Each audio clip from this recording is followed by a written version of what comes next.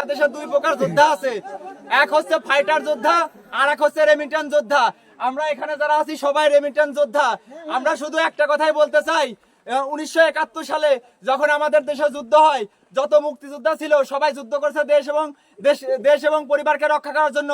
আর আমরা প্রবাসীরা, আমরা সকল প্রবাসীরা দেশ এবং পরিবারকে রক্ষা করার জন্য দিনের পর দিন, বছরের পর বছর প্রবাসের মাটিতে মৃত্যুর সাথে পাঞ্জা লড়ে যুদ্ধ করে যাচ্ছি এবং বাংলাদেশে আমাদের পরিশ্রমের টাকা রেমিটেন্স আমরা বাংলাদেশে পাঠাচ্ছি। আর আমাদের এই প্রবাসীর কোনো মূল্যায়ন কেউ করে না, আমাদের কোনো দাম নাই, আমরা শহীদের খাতায় উঠতে পারি না। হাজারো মায়ের বুক খালি হচ্ছে এই প্রবাসের মাটি থেকে। আমরা বাংলাদেশের সরকারের প্রতি তীব্র নিন্দা জানাচ্ছি। বাংলাদেশের মুক্তিযোদ্ধাদের যদি 30% কোটা থাকে, তাহলে আমাদের প্রবাসীর পক্ষ থেকেও 30% কোটা চাই।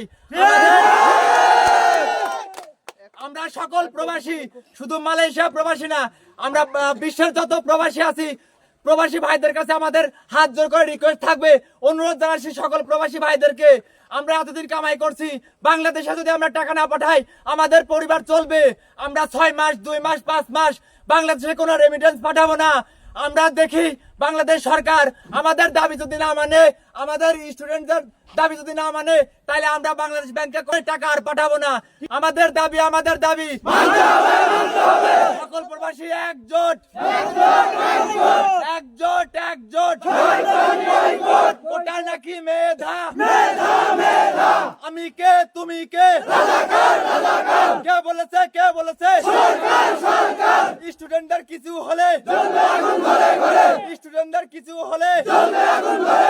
প্রবাসী